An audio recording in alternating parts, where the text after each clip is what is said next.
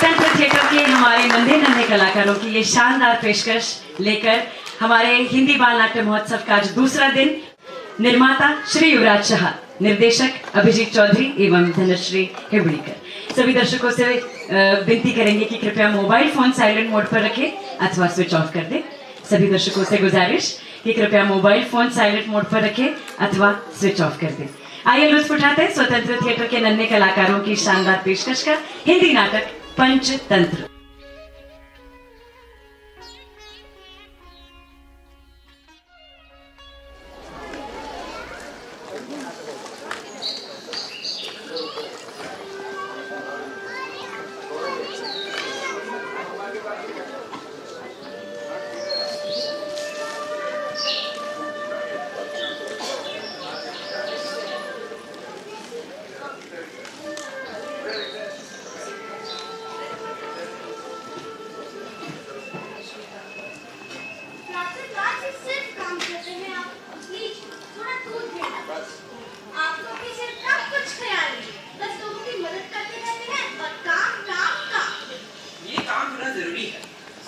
सुबह सुबह ही निपटा दूं।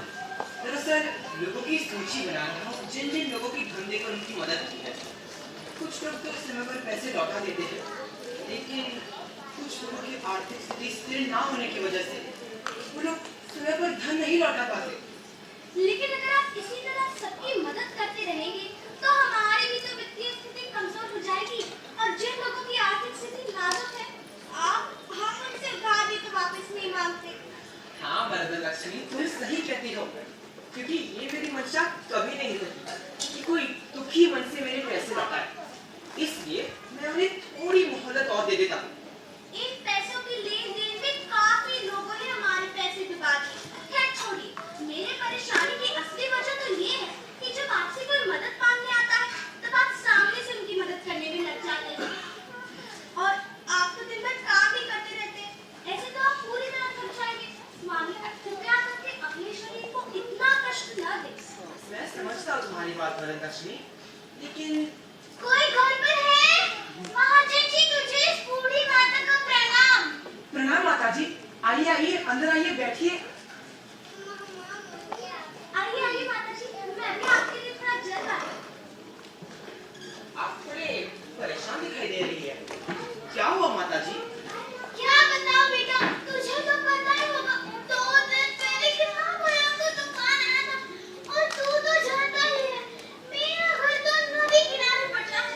उस भयंकर तूफान की वजह से मेरा झोपड़ा पूरी तरह से तितर-बितर हो गया बेटा। मेरा घर, मेरा झोपड़ा पूरी तरह से बर्बाद हो गया बेटा। मैं क्या करूं, मेरे कोई समझ नहीं आ रहा। माता जी, आप बिल्कुल भी फिक्र ना करें, मैं आपको थोड़े पैसे दे देता हूँ। इनकी मदद से आपका घर ठीक हो जाता। पैसों की कोई दरकार नहीं है। घर तो मैंने अपने बुढ़ापे के लिए पहले से जमा करके रखा है। पर मैं एक अकेली बूढ़ी औरत कैसे अपना घर फिर से बना पाऊंगी? मुझे किसी की सहायता की जरूरत है जो मेरे घर बनाने में मेरी सहायता कर सके। माता जी, बस इतनी सी बात। चलिए मैं स्वयं आपके साथ चलता हूँ। सच? तू कितना भला आदमी है। भगवान तेरा भला करे। चलिए माता जी।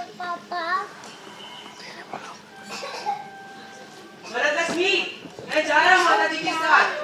मुझे आने में देर हो जाएगी, मेरा इंतजार ना करना। मैंने कहा था ना कि हमें प्रसन्न की कोई चिंता नहीं। चलेंगे ना सुबह-सुबह माता जी की मदद करने। आप माता जीव लोकेश, कौन जीवती मानव, परम परोपकारार्थम यो जीवती सजीव। अर्थात इस जीव लोक में स्वयं के लिए कौन नहीं जीता, लेकिन जो परोपकार के लिए जिए उसे ही असली जीवन कहते हैं।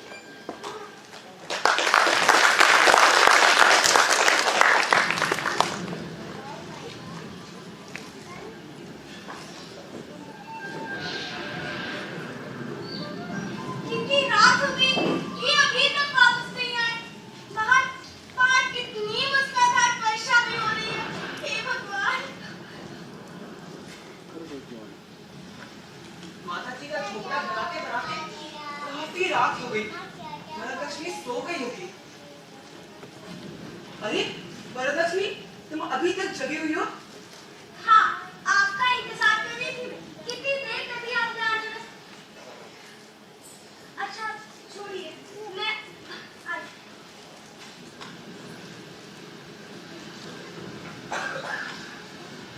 ये लीजिए, आप काफी भीग भी गए। अब चलिए रसोई घर में, मैं आपको खाना देती हूँ।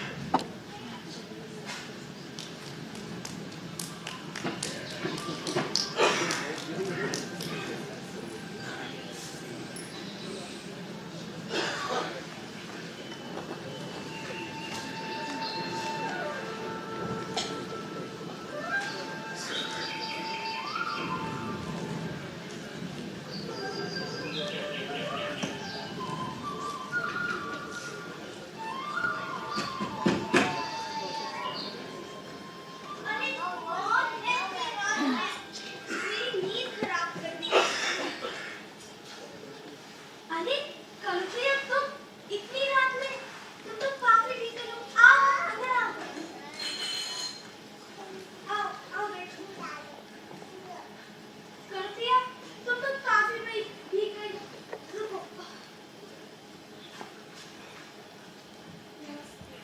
नमस्ते कलप्रिया, तुम इतनी रात में? रुकिए ना, मैं बात करती हूँ।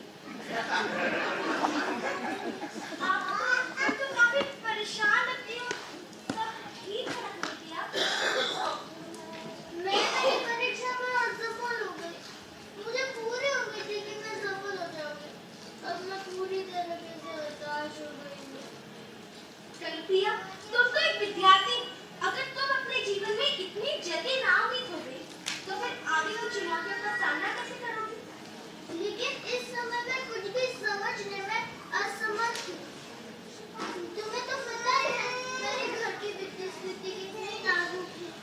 जो थोड़ा बहुत धन मेरे माता पिताजी के पास था, वो उन्होंने मेरी शिक्षा में लगा दिया। उन्हें मुझसे काफी उम्मीद भी थी कि मैं सफल हो जाऊंगी। मैंने सबकी आशा ऊपर पानी फेर दिया। कलप्रिया, मेरी बात ध्यान से सुनो। जब तक जीवन है तब तक संघर्ष है। बिना संघर्ष का जीवन भी कोई जीवन है? अभी तुम्हारी सारी उम्र पड़ी है, बहुत समय है तुम्हारे पास। फिर से मेहनत करो और अगले वर्ष फिर से परीक्षा दो और अच्छे अंकों से उत्तीर्ण होकर जीवन में आगे बढ़ो, समझी? लेकिन लोग क्या सोचेंगे मेरे बारे में कि मैं पहले प्रयत्न में परीक्षा में असफल हो गई? अगर जीवन के हर पड़ाव पर यही सोचती रहोगी कि लोग क्या सोचेंगे, तो कैसे चलेगा जीवन? लोगों का सोचना छोड़ो, खुद पर काम करो। आत्मविश्वास जगाओ खुद पर, भरोसा रखो खुद पर। फिर से मेहनत करो अपनी परीक्षा के लिए, क्योंकि मेहनत कभी बेकार नहीं जाती। धन्यवाद। मुझे आपको मुझे काफी प्रोत्साहन मिला। कलप्रिया, इसमें धन्यवाद की कोई बात नहीं। काफी रात हो गई है, चलो मैं तुम्हें घर छोड़कर आता हूँ। उठो, जागो और लक्ष्य प्राप्ति तक रुको मत, क्योंकि आपके जीवन में कई सारी कठिनाइयां आ सकती हैं। वो अत्यंत दुर्गम भी हो सकती है, लेकिन आपको हार नहीं माननी, क्योंकि विद्वानों ने कहा है कि कठिनाइयों से भरे जीवन में ही प्राप्त होती है सफलता।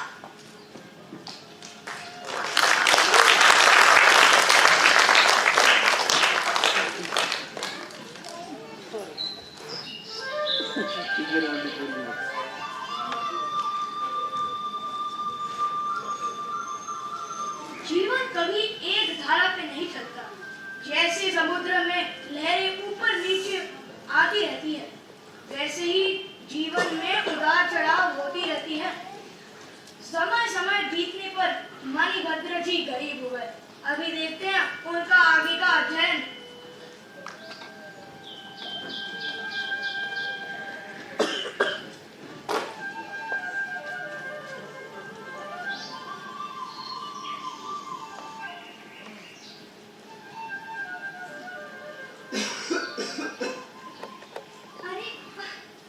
कितने दिनों से कह रही हूँ मैं आपसे, चलिए ना वैद्य जी के पास। आजकल बहुत ज्यादा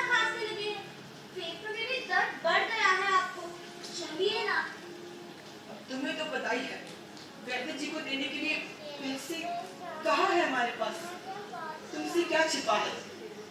लेकिन वैद्य जी आपको कितने वर्षों से जानते हैं?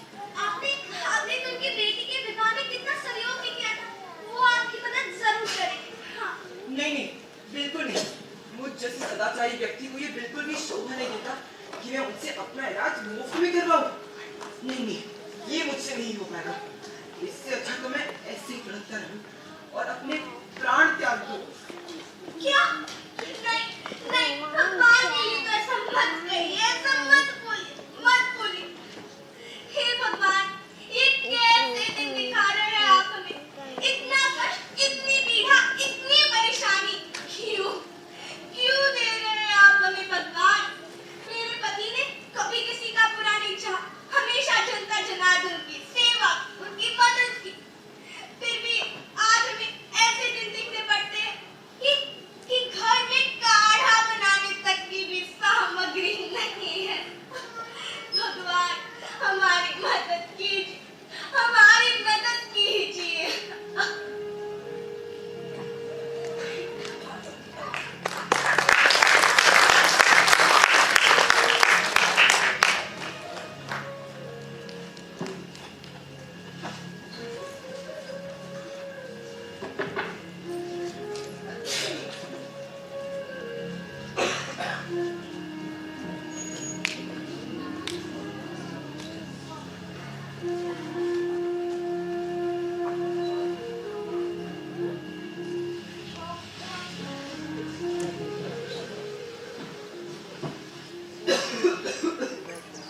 बाकी मैं सुनती हूँ। अरे सुनो भी मेरी बात। अब क्या हो गया इन्हें सुबह सुबह? हाँ कहिए। दरअसल रात में मेरे स्वप्न में एक भिक्षुक आया। उन्होंने मुझसे कहा कि ये मेरी दुर्दशा देखकर उन्हें बहुत पीड़ा होती है। फिर वो बोले कि तुम और तुम्हारे पूर्वज हमेशा से लोगों की सहायता करते आए हो, उनका भला करते आए हो। इसलिए तुम्हारे अच्छे कर्मों की वजह से मैं तुम्हें ये वरदान देता हूँ कि कल मैं असलियत में इस भिक्षुक रूप में तुम्हारे समक्ष आऊंगा। बस तुम मुझे लाठी से मार देना, फिर मैं गिरकर बेहोश हो जाऊंगा और गिरते ही स्वर्ण में हो जाऊंगा। उस सोने का सही इस्तेमाल करके तुम्हारी सारी समस्याएं दूर हो जाएंगी और तुम फिर से संपन्न हो जाओगे। क्या ये सत्य है? या असत्य? ये सच्चाई है या स्वप्न? मेरे तो कुछ समझ में नहीं आता स्वामी, कुछ भी नहीं।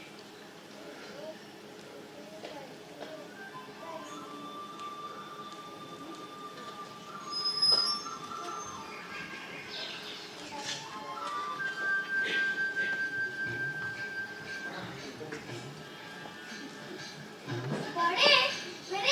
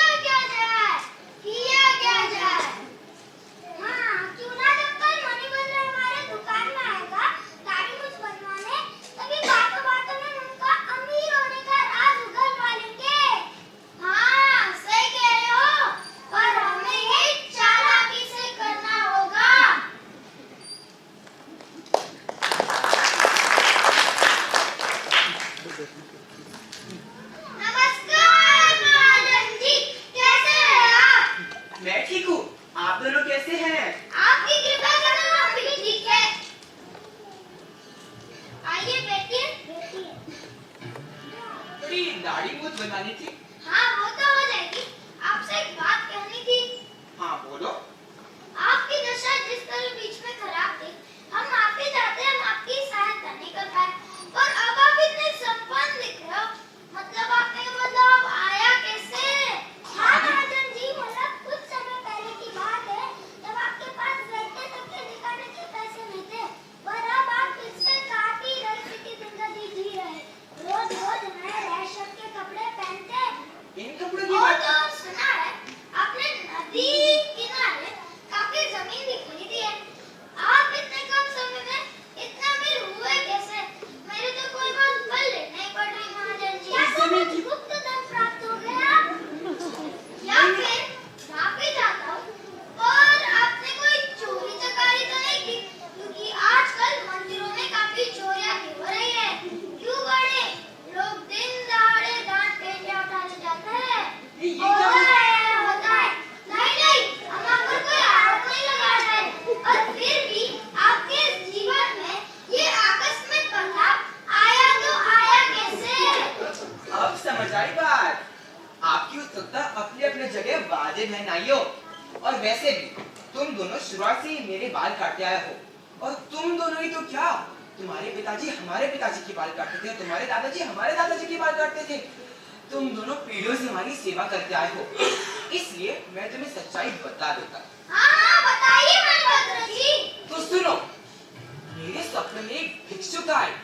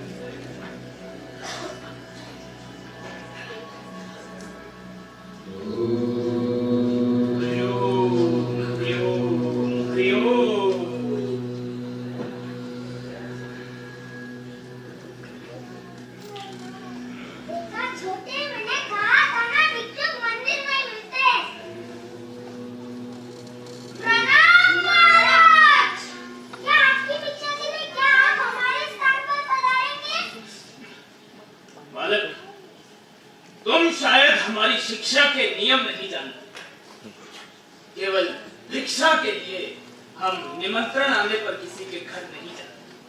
हम भिक्षुक हैं। हम घूमते घूमते किसी के भी घर पे भिक्षा के लिए चले जाते हैं और उतना ही भोजन लेते हैं जितना प्राण धारण के लिए आवश्यक है। क्या करें? आप लोग कुछ बताएंगे? अरे नहीं, वो कुछ नहीं बता पाएंगे। हमें खुद से ही सोचना पड़ेगा। क्या करें? हाँ, महाराज, हम आपके नियमों से अच्छी तरीके से परिचित हैं, किंतु हम आपको भिक्षा के लिए नहीं बुला रहे हैं। हमारा उद्देश्य तो आपको पुस्तकें और लेखन सामग्री देने का है। इस महान कार्य की सिद्धि आप तीनों के आए बिना पूरी नहीं हो पाएगी महाराज। अगर ऐसी बात है तो हम आपके घर अवश्य पधारेंगे। धन्यवाद महाराज। हरिओम हरिओम हरिओम।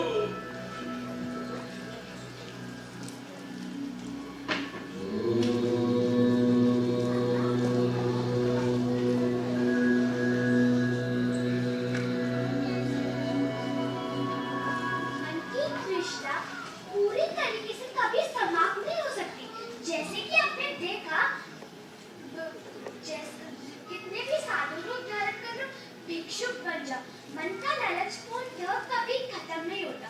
जैसे कि आपने देखा, प्रधान भिक्षुक ने कुछ पुस्तकों और लेखन की सामग्री के लालच में अपने वर्षों पुराने शिक्षा के नियम तोड़ दिए।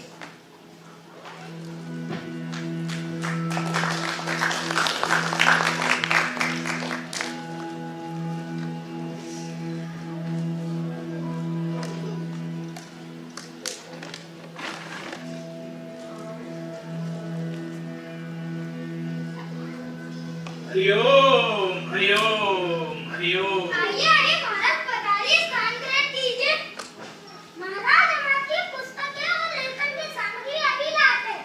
अच्छा, बड़े, मैं सोच रहा था कि ना मारने से पहले कुछ खिला देते तो। तू उन्हें वैसे भी मारकर बेहोश करना है, तो खिलाकर ताकतवर क्यों बनाए? हमेशा फिजूल की बात करते हैं। मतलब मैं सोच रहा था कि मारने से पहले कुछ खिला देते तो। अरे बुद्धू हो क्या? क्यों खर्च करें इनके ऊपर?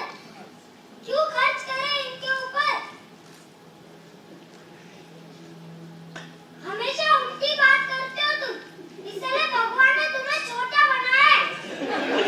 चलो छोड़ो, लकड़ी उठाओ। कितने भले लोग, भगवान ने आजकल ऐसे लोग बनाना ही बंद कर दिया है। हरिओम। महाराज, ये रही आपकी लेखन की सामग्री। ये क्या कर रहे हैं? पाप लगेगा आपको। अरे हम इतने बुद्धिमान साधु और आप इतने बुद्धिमानहीन लोग, आप हमें क्यों मार रहे हैं? आप ऐसे कैसे व्यवहार कर सकते हो अपने मेहमानों के साथ? अरे तुम लोग पागल तो नहीं हो गए?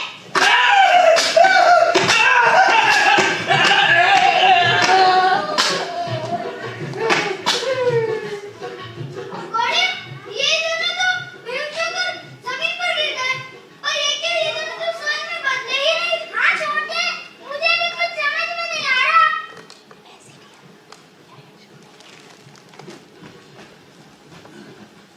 अरे नाइयो, तुमने ये क्या किया? इतने विद्वान भिक्षुकों को लाठी से इतने बेदर्दी से क्यों पीटा? मणिभद्र जी, हम आपकी बात का ही तो अनुसरण करने जा रहे हैं। मतलब तुम दोनों कहना क्या चाहते हो? आपने ही तो हमें बताया था कि कैसे आपने एक भिक्षुक को लाठी से मारा और उसको में बदल गए। हमने भी बिल्कुल ऐसा ही किया मणिभद्र जी। यही होता है जब कोई पूरी बात जाने बिना कार्य करता है। अधूरी जानकारी हमेशा विनाशक ही होती है। अर्थात? अरे मूर्ख व्यक्तियों, मेरे और मेरे पूर्वजों के अच्छे कर्मों की वजह से मुझे भिक्षुक ने वरदान दिया था। इसके फलस्वरूप वो भिक्षुक स्वर्ण में बदल गए और तुमने बिना सोचे समझे 80 भिक्षुकों पर लाठी बरसा दी। अब तुम्हें नगरपाल से बोलकर तुम्हें कारागार में डाल कर दूंगी। नहीं, सजा जरूर मिलेगी। नहीं, ऐसा न करें। हमें माफ करें, हमें माफ करें, हमें माफ करें। हम ठहरे नादान अनपढ़ गवार, हमें माफ करें।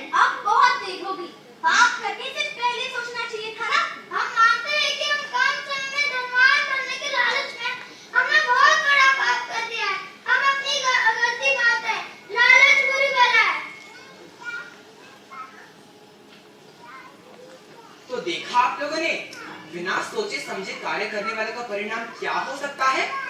इसीलिए कोई भी कार्य करने से पहले उसे अच्छी तरह जाने, देखे, परखे, उसकी परीक्षा ले, उसके बाद ही उस कार्य को करना चाहिए, वरना परिणाम इनकी तरह ही हो सकता है।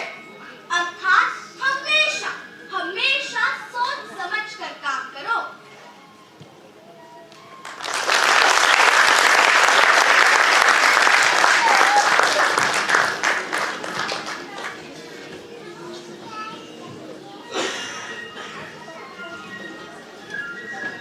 राजन, अब तक आप मेरे 5 तंत्र को बखूबी जान गए होंगे। तो पहला, मित्र भेद। इस अध्याय में शत्रु की मित्र में फूट डालना, उन्हें आपस में लड़ाना का वर्णन है। मित्र लाभ। इस अध्याय में अपनी शक्ति एवं सामर्थ्य को बढ़ाने के लिए उपयोगी व्यक्ति को मित्र बनाने और उनके साथ मित्रता निभाने के विभिन्न उपाय दिए गए हैं। कापुलुकियम। इस अध्याय में शत्रु के साथ परिस्थिति और मैत्री संबंध स्थापित हो जाने पर भी उस पर अंधविश्वास ना करके उससे सावधान रहने और गुप्तचरों की भूमिका के महत्व का प्रतिपादन किया गया है।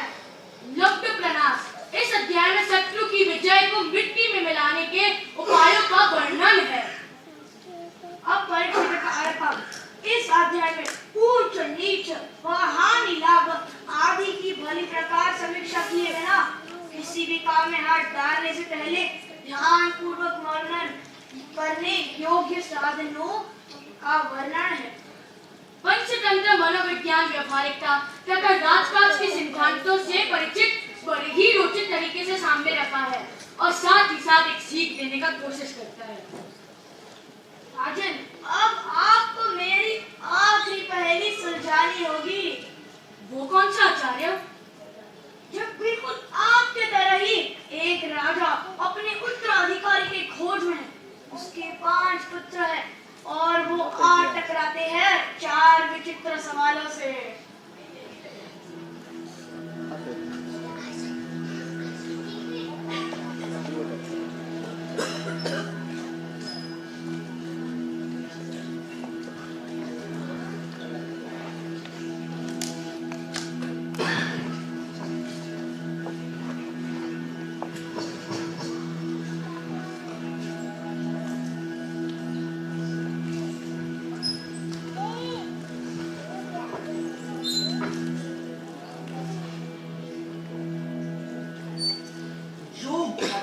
घटित होने के लिए नियत नहीं है, वह बहुत प्रयत्नों के बाद भी घटित नहीं होती। दूसरी ओर जो घटना घटित होने के लिए नियत है, वह बिना कोई प्रयत्न किए घटित हो जाती है। जो किसी व्यक्ति के नियति में नहीं है, वह उसके हथेली पर गिरने पर भी नष्ट हो जाती है।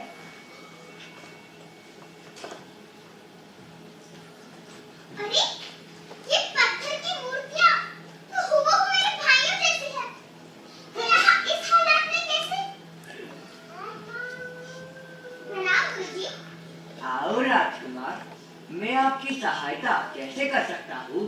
मैं मेरे भाइयों की खोज में आया था और ये पत्थर की मूर्तियाँ मेरे भाइयों जैसी लग रही है। क्या आप इन मूर्तियों के बारे में कुछ बता सकते हैं? आओ राजकुमार, बैठो, मैं तुम्हें पूरी कहानी बताता हूँ। तो ये कल की बात है कि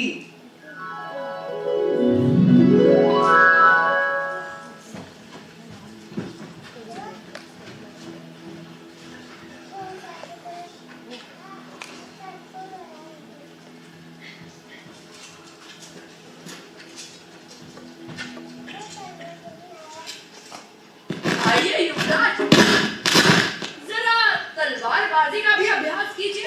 ये क्या चित्रकथन में मग्न रहते हैं?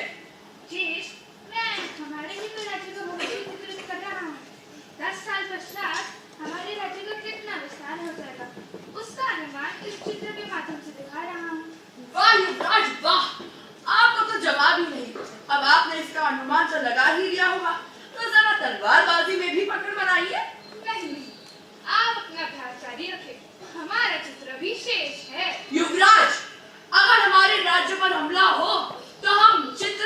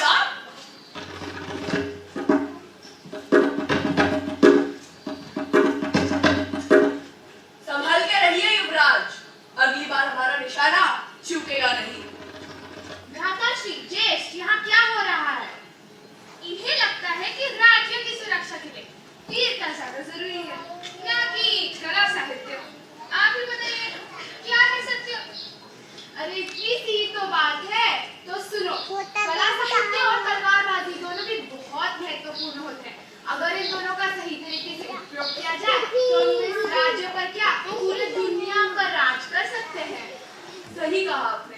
अब चलिए, हमें दरबार के लिए प्रस्तुत करना है। चलिए। हाँ चलिए। अब देखो, मैं इस धनुष से एक तीर से दो निशान लगाऊंगा, एक तीर से दो पक्षियों को चीर कर दूंगा। देखा कुछ? मैंने एक तीर से दो पक्षियों का आखेट कर दिया। भ्राताश्री, माना कि आप धनुर्विद्या में निपुण हैं, पर आपको हिंसा करने की क्या जरूरत थी? हिंसा करना बुरी बात होती है। आखेट करना तो क्षत्रिय का गुणधर्म है कर्ण। पर निर्बल की रक्षा करना ये भी तो क्षत्रिय का कर्तव्य है ना भ्राताश्री। और पशु पक्षियों की रक्षा करने से तो स्नेह बढ़ता है। स्नेह से कोई युद्ध नहीं जीता जा सकता है बस। अगर दुनिया में स्नेह हो तो युद्ध ना होता। युवराज, तुम अभी नहीं समझ, तुम्हें राजनीति समझ में नहीं। चलो, हमें दरबार के लिए विलंब है।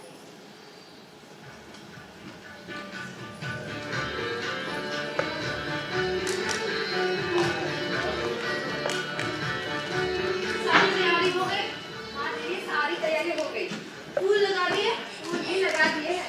दिए भी लगा दिए। और आसपास के सारे राज्यों को आमंत्रण भी भेज दिया? आमंत्रण भी भेज दिया है देवी। आज का दिन बहुत खास है, कोई उत्सव से कम नहीं, क्योंकि आज के दिन 30 साल पहले हमारे राजा इस राज्य के महाराज बने।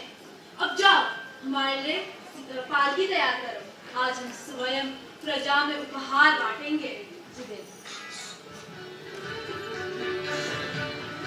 महाराज, हमने आपको पूरे महल में ढूंढ लिया और आप यहाँ बैठे हैं। अच्छा छोड़िए, हम सोच रहे थे कि आज के शुभ अवसर पे क्यों ना प्रजा में उपहार बांटे। आपको क्या लगता है? महाराज देवी, हम आपसे वार्तालाप कर रहे हैं और आपका ध्यान कहीं और है। क्षमा कीजिए देवी, मेरा ध्यान कहीं और था। कहिए, आप क्या कह रही थी? हम कह रहे थे कि क्या हुआ महाराज, आप इतने चिंतित क्यों हैं?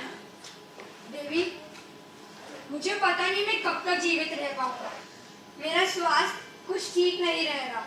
महाराज, आप ऐसी बातें क्यों कर रहे हैं? आपका स्वास्थ्य शीघ्र ही ठीक हो जाएगा। देवी, मुझे लगता है हमें और विलंब नहीं करना चाहिए। हमें इस राज्य का नया उत्तराधिकारी घोषित कर ही देना चाहिए। महाराज, हम आपसे सहमत हैं। हमारे पांचों पुत्र इस राज्य के नए राजा बनने के योग्य हैं। आपका जो भी निर्णय हो हमें मंजूर है, किंतु आप पुनः मृत्यु की बात ना करें महाराज। ठीक है देवी, हम ऐसी चेष्टा पुनः नहीं करेंगे। अच्छा महाराज, दरबार में सभा की प्रतीक्षा कर रहे हैं, आपको और विलंब नहीं करना चाहिए। चलिए।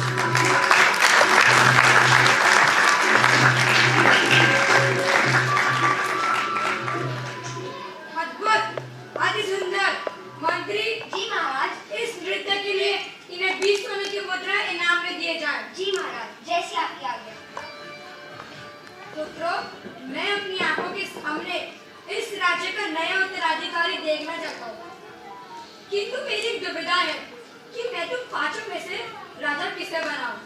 इस दुविधा का हल यदि किसके पास हो तो वो अपना पक्ष सबके समक्ष रख सकता है। सुनो राज दरबारी, सुनो सब जन, राजा वही बने जिसकी वीरता को करते नमन। वीरता ऐसी हो जिसे देखकर दुश्मन भाग उठे, ऐसे शूरवीर योद्धा हमारे पीछे बैठे। सत्य कहा महाराज, सालों से यही प्रथा चलते आ रही है कि सबसे बड़े पुत्र को राजा बनाया जाता है। उस हिसाब से तो वरुण राज से ही राजा बनेगा और उनकी वीरता की चर्चा पूरे राज्य में मशहूर है। उत्तम, हम बहुत खुश हैं कि तुम स्वयं राजगद्दी के लिए अपना नाम प्रस्तुत कर रहे हो। महाराज, माना राजा वीर हो, बलवान हो, शक्तिशाली हो, पर जिसकी कला साहित्य प्रभावशाली हो, जिससे प्रजा का ज्ञान बढ़ता हो, जिसकी संस्कृति और वास्तुकला निपुण हो, वही हमारा अगला राजा हो। कहने वाले कहे कुछ भी, हम भी कुछ कहना चाहते हैं। सुनो प्रजाजन सभी सुनो, कुछ राज राजा के हम बताते हैं। कठोर रहे जिसका मन, क्षत्रिय होने का जो ले प्रण, जो चक्रव्यूह को भेद सके, दुश्मन प्रहार ना कर सके, अपनी बुद्धि से जो प्रजा को संगठित रखता हो, अपनी धर्म की रक्षा करना जिसका प्रमाण हो, जिसकी दहाड़ से दुश्मन कांप उठे, ऐसा ही अगला राजा हमारा।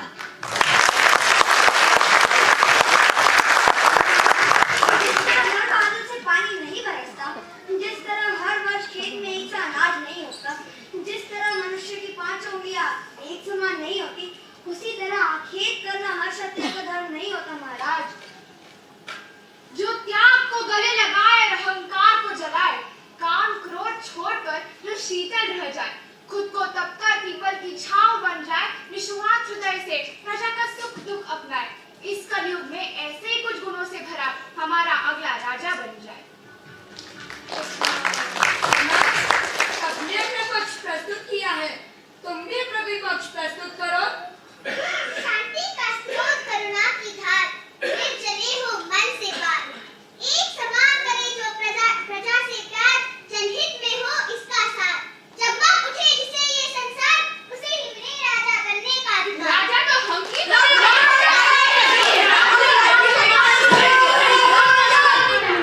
युवराज, ऐसा व्यवहार दरबार में शोभा नहीं देता। शांत रहिए। मंत्री जी, आपके पास समस्या का हल है? जी महाराज, महाराज हमें लगता है कि हमें अपने युवराजों की परीक्षा लेनी चाहिए। कैसी परीक्षा? हमारे 5 युवराज तो हर क्षेत्र में श्रेष्ठ है, भला इनकी परीक्षा किस तरह ली जाए? हाँ मंत्री, हमारे 5 युवराज इस सिंहासन के योग्य हैं। इस सिंहासन पर बैठने के लिए जो भी गुणों की आवश्यकता है, वो सारे गुण हमारे 5 पुत्रों में हैं। तो आप कैसी परीक्षा की योजना कर रहे हैं? निसंदेह देवी, हमारे 5 युवराज राजा बनने के गुणों में निपुण हैं। इसलिए हम सोच रहे थे कि क्यों ना हम अपने युवराजों को प्रजा के दौर के लिए भेजें। हम प्रजा में जाकर वो उनकी समस्याएं समझेंगे एवं उनका हल ढूंढेंगे, परंतु समस्या और उसका सुझाव अनोखे और नवीनतम होने चाहिए, जो पूरी प्रजा के लिए अनुकूलित हो, जिससे पूरे पीड़ित और कष्टित लोगों का कल्याण हो। उत्तम। मंत्री जी, हम आपकी योजना से सहमत हैं। तो ठीक है, आज इसी समय हमारे 5 युवराज प्रजा के दौर के लिए जाएंगे। इसी प्रजा के दौर के पश्चात हमें बीजापुर का नया राजा मिल जाएगा। तो 5 युवराजों, तैयार हो जाओ अपने इस प्रजा के दौर के लिए। रुकिए महाराज, मैं इससे सहमत नहीं हूँ। मुझे इस प्रतियोगिता में भाग नहीं लेना। भला क्यों? मैं आपका सबसे छोटा पुत्र हूँ। आपका स्वास्थ्य ठीक नहीं रह रहा है। मुझे आपकी सेवा करनी है। महाराज, कृपया मुझे आज्ञा दीजिए आपकी सेवा करने के लिए। हमारे प्रति प्रेम और चिंता देखकर हम बहुत प्रसन्न हुए। हम तुम्हें आज्ञा देते हैं मेरी सेवा करने के लिए। धन्यवाद महाराज। तो 5 युवराजों, 4 युवराज तैयार हो जाओ अपने इस प्रजा के दौर के लिए। जी महाराज, जैसी आपकी आज्ञा। यशस्वी भव।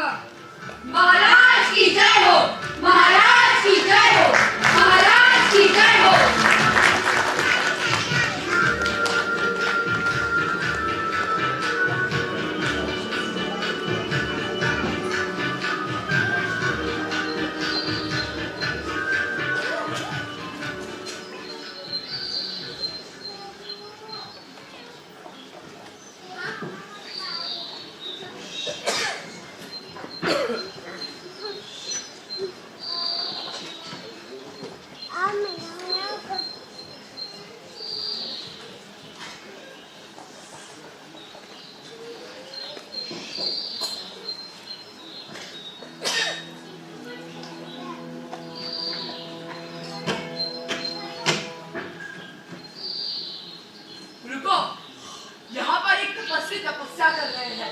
हम उनका आशीर्वाद लेके ही आगे प्रारंभ करेंगे।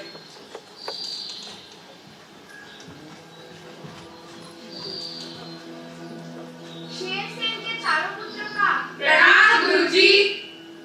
आओ राजकुमार, बताओ मैं आपकी सहायता कैसे कर सकता हूँ? गुरुजी, हमारे पिताजी ने हम चारों भाइयों के बीच में एक परीक्षा रखी है अगले उत्तराधिकारी को घोषित करने के लिए। इस परीक्षा में हम चारों सफल हो जाएं, उसके लिए हमें आपका आशीर्वाद चाहिए। नहीं, ये संभव नहीं है। मैं तुम चारों को आशीर्वाद एक साथ नहीं दे सकता हूँ। भले क्यों गुरुजी? किसी भी राज्य का एक ही राजा होता है, तो मैं आशीर्वाद किसी एक को ही दे सकता हूँ। स्वामी, आप हम में से किसे आशीर्वाद देंगे? जो मेरे इम्तिहान में सफल होगा, मैं उसी को अपना आशीर्वाद दूंगा। मंजूर है गुरुजी। तो सुनो, कांटों से भरे इस मार्ग पर तुम चारों को अलग अलग दिशा में जाना होगा। पाने आशीर्वाद इस स्वामी का, मेरे इम्तिहान में सफल होना होगा।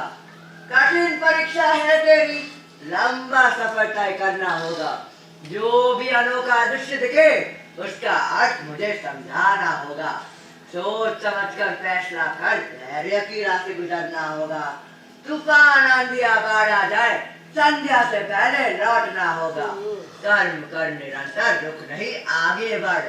खाकर ठोकर गिर पड़े तो फिर खड़ा होना होगा। आखिरी आई है शर्त मेरी, सुन, उस पे अमल करना होगा। ना दे सका सही उत्तर तो तुम्हें पत्थर में बदलना होगा। जी गुरुजी, मंजूर है।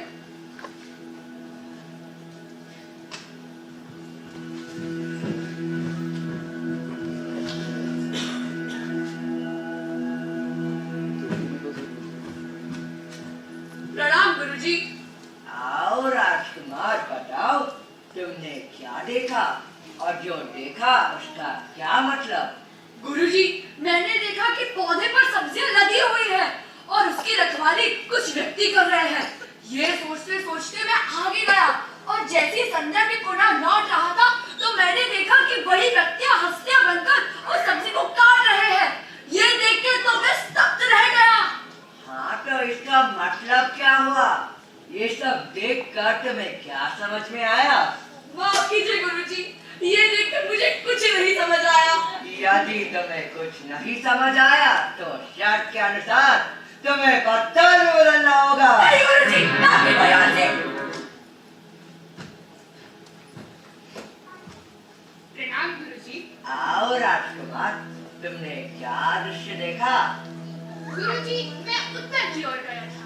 मैंने एक अलौकिक दृश्य देखा जिसमें एक बछड़ा अपने ही गाय को दूध पिला रहा था।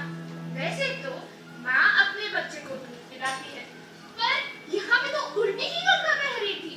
ये दृश्य देखकर मेरी तो बुद्धि सुन पड़ गई। तो तुम इस दृश्य का उत्तर मुझे नहीं समझा पाओगे? नहीं गुरुजी, मैं आपको ये दृश्य नहीं समझा पाऊंगा। मैं तुम्हें श्राप देता हूँ कि तुम अर्जुन पत्थर की मूर्त बनकर रहोगे। नहीं गुरुजी।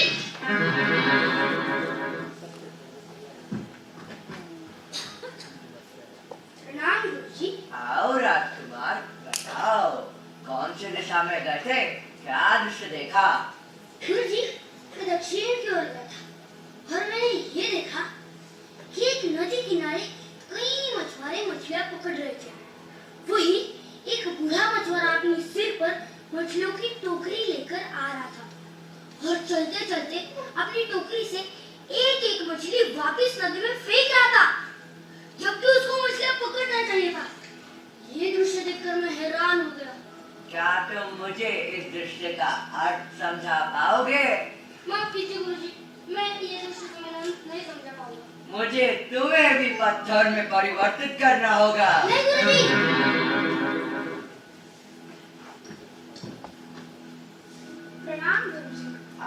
राजकुमार, कैसा रहा सफर? कौन सी दिशा में गए थे और क्या दृश्य देखा? गुरुजी, मैं पश्चिम की ओर गया था और मैंने देखा कि एक आदमी पानी से भरे कुंड से पानी निकालकर दूसरे दो खाली कुंड में भर रहा था। आश्चर्य की बात यह है कि दूसरे दो कुंड तो पानी से भर गए, पर पहले कुंड से एक बूंद भी पानी नहीं कम हुआ। ये देख के तो मैं अचंभित रह गया। तो तुम भी इस दृश्य का अर्थ मुझे नहीं समझा पाओगे? क्षमा कर दीजिए गुरुजी, पर मैं इस दृश्य से कुछ समझ नहीं पाया। मुझे तुम्हें भी पत्थर में बदलना होगा। नहीं गुरुजी। गुरुजी, अब मैं समझ गया हूँ, पर आप कृपया मेरे भाइयों को क्षमा कर दीजिए। बदले में मैं कुछ भी करने के लिए तैयार हूँ। नहीं राजकुमार, जो दंड मैंने दे दिया है वापस नहीं ले सकता हूँ। गुरुजी, कोई तो श्राप होगा। आप कृपया मेरे भाइयों को पहले जैसा कर दीजिए। ठीक है, मैं तुम्हारे भाइयों को मुक्त कर दूंगा, पर तुम्हें वो चारों दृश्य का अर्थ मुझे समझाना होगा। अगर तुम नहीं समझा पाए तो मुझे तुम्हें भी पत्थर में बदलना होगा। क्या ये मंजूर है? जी गुरुजी, मंजूर है, मैं प्रयास करूंगा। तो तुम्हारे पहले भाई ने जो दृश्य देखा उससे क्या सीख मिलता है? मेरे पहले भाई ने दृश्य देखा, एक पौधे पर सब्जियां लगी हुई थी। इसका अर्थ ये है कि जब हम हमारा धन किसी और के हाथों में देते हैं, तब हम हमारा धन सुरक्षित है ऐसा सोचते हैं। जब लेने वाले के मन में लालच जाग उठता है, तब वो हमारा धन हड़प लेता है। ये दृश्य हमें ये कहना चाहता है कि लालच बुरी बला है। अति सुंदर। तुम्हारे दूसरे भाई ने जो दृश्य देखा उसका क्या मतलब? मेरे दूसरे भाई ने दृश्य देखा कि एक माँ बछड़े का दूध पी रही थी। ये दृश्य हमें ये सिखाता है कि संतान बुढ़ापे की लाठी होते हैं, और अगर उन्हें अच्छे संस्कार दिए जाए तो वो बुढ़ापे का सहारा बनते हैं। अर्थात जो बोओगे वही पाओगे। अद्भुत। मेरे तीसरे भाई ने दृश्य देखा कि एक बूढ़ा मछुआरा अपनी टोकरी से एक मछली नदी में वापस डालकर हमें ये बताना चाहता है कि आने वाली पीढ़ी का हमें ही ख्याल रखना पड़ेगा। जैसे सारे मछुआरे मछलियां पकड़ रहे थे, वैसे ही अगर लकड़हारे सारे वृक्ष काट देंगे तो दुनिया ही खत्म हो जाएगी। इसीलिए वो बूढ़ा पानी में मछलियां फेंककर हमें ये समझाना चाहता है कि अगर जब हम पेड़ वृक्ष काटते हैं तभी हमें नए वृक्ष लगाने भी चाहिए, ताकि आने वाली पीढ़ी सलामत रहे। मेरे चौथे भाई ने दृश्य देखा कि एक इंसान एक कुंड से दूसरे दो कुंड में पानी भर रहा था, पर पहले कुंड से एक बूंद भी पानी कम नहीं हुआ। इसका अर्थ ये है कि हमारा ज्ञान सागर जैसा होता है, हम उसे जितना भी काटे वो बढ़ता ही जाता है। राजकुमार, मैं तुमसे बहुत प्रसन्न हूँ। तुम बहुत बुद्धिमान हो। मैं तुम्हें आशीर्वाद देता हूँ कि तुम ही इस राज्य के अगले राजा बनोगे। रुकिए गुरुजी, हमें राजा नहीं बनना। आप कृपया मेरे भाइयों को मुक्त कर दीजिए। बेटा, ये तुम्हारी आखिरी परीक्षा थी और तुम इसमें भी सफल हो। मैं तुम्हारे भाइयों को मुक्त कर देता हूँ। कैसी परीक्षा गुरुजी? राजा शेर सिंह का प्रणाम गुरुजी। और आप किसे मुक्त करने की बात कर रहे हैं? हम कितने चिंतित थे। भगवान का कोटि कोटि धन्यवाद कि आप सब सही सलामत हैं। आप सब तो प्रजा के दौर पर गए थे ना, तो आप यहाँ इस वन में क्या कर रहे हैं? वो यूं कि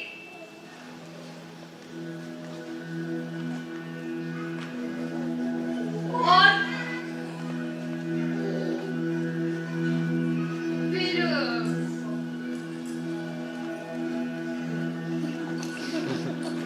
खत्म हो गया?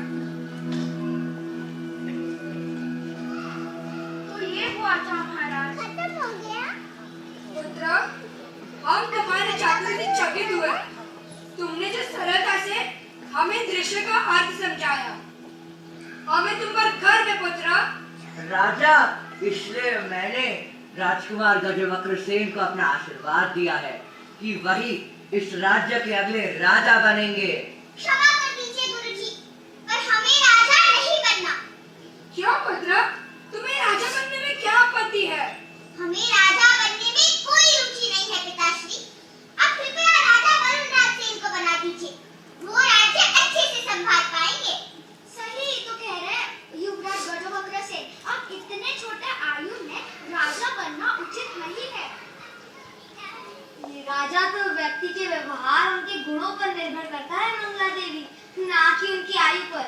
आयु तो सिर्फ एक अंक है। युवराज गजवक्र सेन ने अपनी बुद्धिमानी का प्रमाण चारों युवराजों की प्राण बचाकर यह सिद्ध कर लिया है कि वही इस गद्दी के हकदार हैं। हम मंत्री जी से सहमत हैं। जी महाराज, आप खुशी खुशी राजा को गजवक्र सेन बना दीजिए। उन्होंने हमारी जान बचाई है। नहीं महाराज, हमें इस मोहमाया में नहीं पड़ना। आप कृपया हमें इससे वंचित ही रखिए। ये तुमने मुझे कौन सी दुविधा में फंसा दिया है? एक वीर तो दूसरा बुद्धिमान। प्रजागण, अभी आप ही हमारी सहायता कीजिए। राजा किसे बनाए, गजवक्र सेन कि वरुणराज सेन?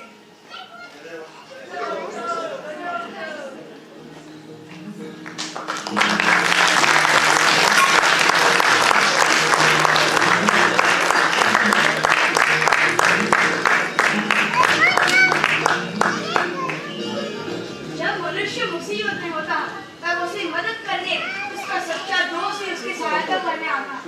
अन्य लोग तो उसे साथ और आंख तक नहीं देते। हाँ, सच है आचार्य। आचार्य, मेरे पुत्र को लेकर कई लोगों ने मेरा उपहास किया, लेकिन आप एक सच्चे मित्र और सच्चे गुरु की तरह उन्हें ज्ञान देने आए हैं। आचार्य, आपकी कहानियों ने मुझे स्थिमित कर लिया। मेरे पुत्र कितने सक्षम, समर्थ और काबिल बने। पंचतंत्र को आभार। भारत में समय समय से लेकर उच्च साहित्य का विकास हुआ। मुझे हर्ष है, अत्यंत आनंद है कि आप अपने पुत्र को उत्तराधिकारी देख सको।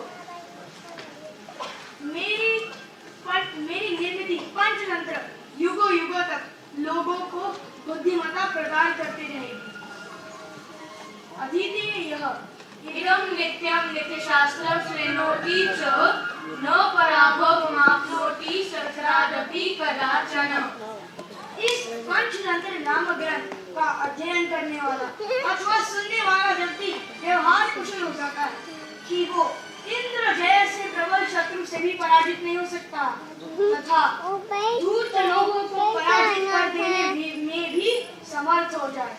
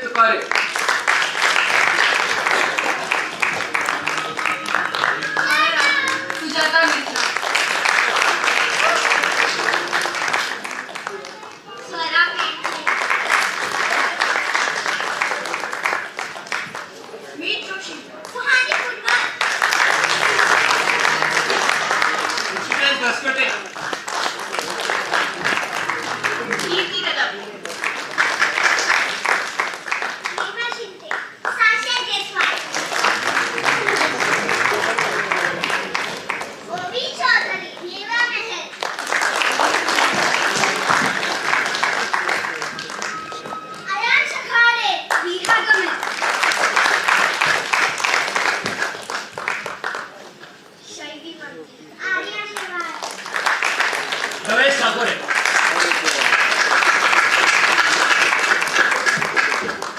अगस्त्य गुप्ता, अष्टिका काट रघुराम पटेल, अंशुमान महाजन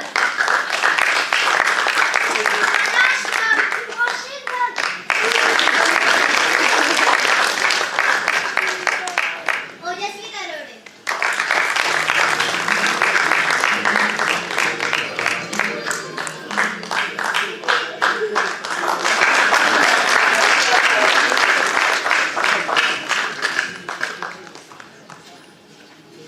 खुशी नवताला नोळा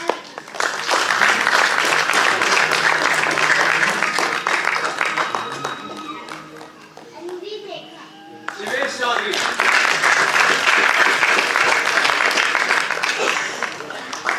रीम मेहता अन्नू देशमुख,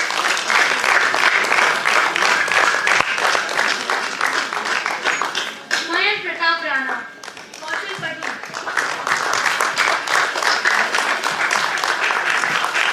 सबका तैयार काके नहीं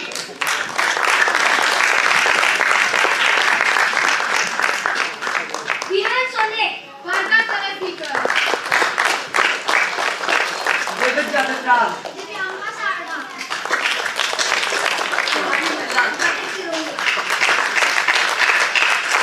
आशा शिंदे, आयुषी उपाध्याय,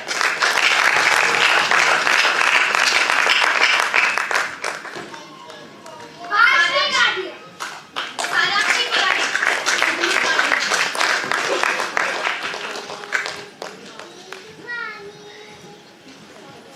उषा शहा, देवश्री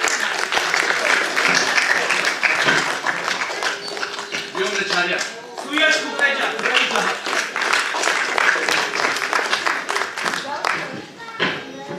रॉबिन सिंह ज़ैद खान प्रेम गौड़ा लाहौर के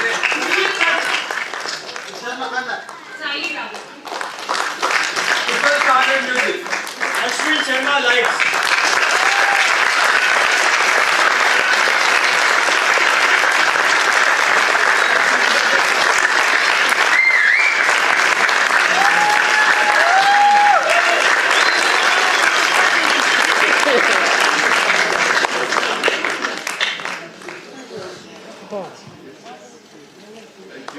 directed by Vijay Chaudhary.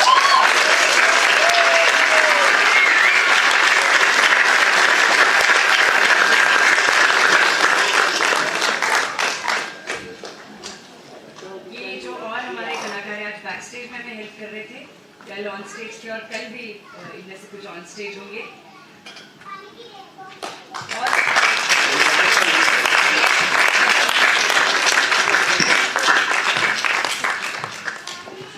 Yuvraj sir, बहुत बहुत धन्यवाद आप सबका हमारे साथ फिर एक बार आज जुड़ने के लिए।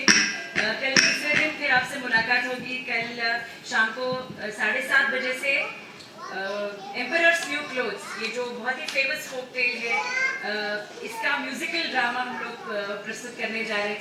तो उम्मीद है आप सबसे कल फिर एक बार मुलाकात होती है। अब 3:30 बजे शार्पली हाँ, जिसका थर्ड पार्ट है वो हम लोग देखेंगे पंचतंत्र की। तो 3:30 बजे कल। आज जो लेट हो गई बारिश की वजह से, मेरे ख्याल से वो अच्छा ही हुआ कि बहुत सारे लोग नहीं आ पाए थे। मुझे उम्मीद है कि सब पहुंच गए हैं और सभी बहुत बहुत शुक्रिया। अगर कोई salute to your hard work.